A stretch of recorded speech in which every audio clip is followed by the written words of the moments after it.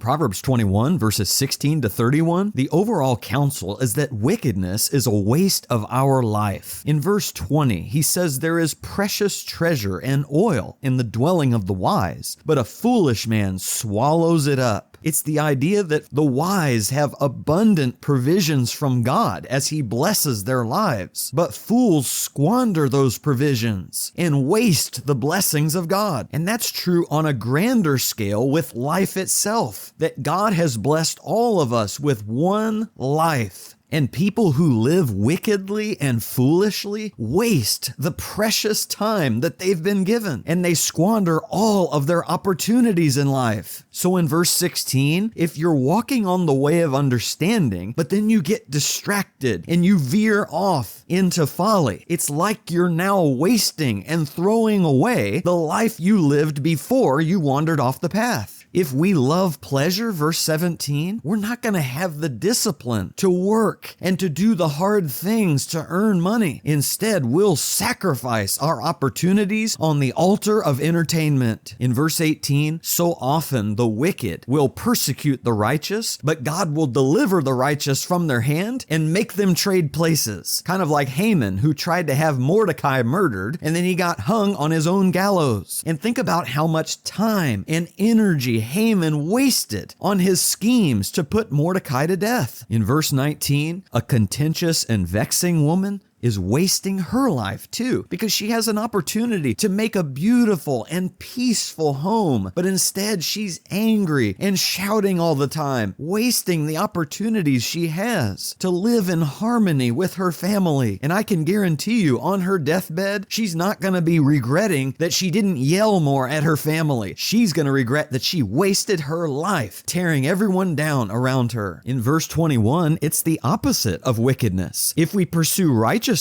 and loyalty, it won't be a waste of time or a waste of our life at all. And at the end, people will be able to say, that was a life of honor. He did not waste his life. He lived it well. In verse 22, trusting in our own strength and military fortifications can be a complete waste of time, because you could have a wise man who has God on his side and he comes along and totally outsmarts you. I think about Joshua in the battle of Ai in Joshua chapter 8, where the men attack the city from the front and then they pretend like they're defeated and they retreat, which draws all of the soldiers out of the city of Ai to chase them down. And when they do, Joshua had already stationed another army behind the city. And once the city is emptied of soldiers, Joshua's army sneaks in from behind and takes over the city. And now the soldiers are sandwiched between Joshua's army in the front and Joshua's army in the back, and their city is already burned down. And we see that wisdom defeated strength. In verse 23, we're wasting our life if we don't guard our mouth, because all we're doing is bringing down trouble upon ourselves. In verse 24, we waste our lives when we act pridefully and self-reliantly and think that we are the greatest. And we're going to arrogantly think that our way is best, even though we're living wickedly. But all we're doing is wasting time, because we're going to pay for that wicked pride when we face God's judgment in the end. In verse 25, sluggards waste their life because their desire to do nothing is greater than their desire to work, which is why in verse 26, he's in a constant state of need, whereas the righteous goes out and works and has more than enough, not only to meet his own needs, but to help meet the needs of others, which is never a waste of time. In verse 27, wickedness even makes our religion a waste of time. Going to offer an animal sacrifice while living wickedly is an abomination to God. And yet the wicked will spend time doing that, either because they think it earns them God's favor or because other people will admire them for how religious they are. But all of those religious efforts are a waste because they mean nothing to God. Now the wording in verse 28, especially in the second part of the verse, is tricky, because the man in verse 28 could be a reference to those who listen to the false false witness's testimony in court. And because of it, they cannot come to a decision about the verdict. They end up speaking forever about the matter without coming to any conclusion about whether this person is guilty or innocent, because the false witness has confused them. And so a false witness not only wastes his own time, because eventually he's going to perish for his lies, but he's also wasted the court's time by keeping them under deliberation forever. The man in the second part could also be someone who is a truthful witness, because he listens to wisdom. And in that case, the point is his words stand the test of time. It's never a waste of time to tell the truth on the stand, because we're not confusing the court with our lies, and our testimony will last long after the trial is over. In verse 29, sometimes wicked people know that they're wasting their lives, but they put on a good face about it. They act like they're not doing anything wrong. Some translations say a wicked man hardens his face, so he puts on this air of toughness, and no one can tell him what to do. And even though he's fighting against all sound wisdom, he thinks he can handle it. But for the upright, we don't have to put on airs and pretend like everything is fine when it's not, because everything is fine for the upright. The upright are not destroying their lives, so they don't have to pretend like they're tough and they're keeping it all together. But the wicked have to put on a good face, otherwise they'll admit defeat. But it's all just a waste of time, because the wicked are fighting against the wisdom and counsel of God. They think they're going to get away with their plans for their life, and no God is going to tell them what to do. But fighting against God's wisdom and counsel is like fighting against the natural laws of the universe. And when you fight against God, you cannot win that. In verse 31, victory belongs to the Lord. Trusting in your own strength, in your own wisdom, in your own military might to give you the victory in life is a total waste of time when you're fighting against the creator of the universe. And so the challenge for us is to realize what a waste of time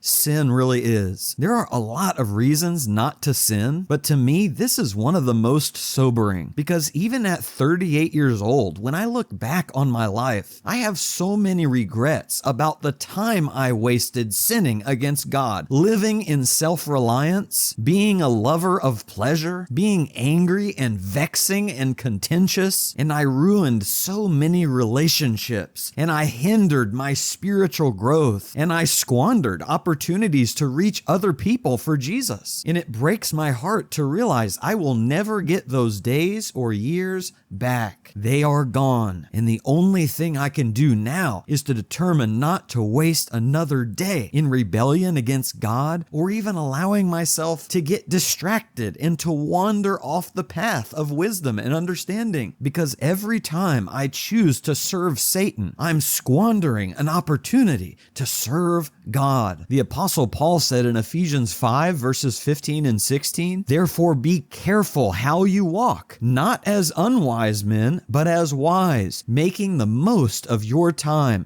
because the days are evil." And this all points to Christ, because one of the ways he describes evil is that it's a waste of our time and our opportunities and our potential for God. So in the parable of the talents, the wicked man in that parable wasted the opportunities God gave him. And in Luke 13, he tells a parable about a man who had a fig tree that was not yielding any fruit for 3 years. And the man says, "Cut it down. Why does it even use up the ground?" But the vineyard keeper told him, "Keep it around for 1 more year, and if it still doesn't bear fruit, well then yes, go ahead and cut it down," because Jesus described wickedness as unfruitful. That tree is a waste of space in the vineyard. And when Jesus came to be the vine so that we could be the branches that bear fruit for him, he was saving us from a life of wastefulness and uselessness, and now putting us in a position to redeem the time for God and to make the most of every opportunity for him, so that we'd stop wasting our lives and start living lives of righteousness, faithfulness, and honor. So as we call on God for wisdom today, our prayer is, "Father, help me realize every time I sin, I'm wasting my life. Give me the strength not to allow Satan to steal my time away from you anymore, so that you'll use me to bear fruit in your kingdom and live a life no one could ever say was a waste."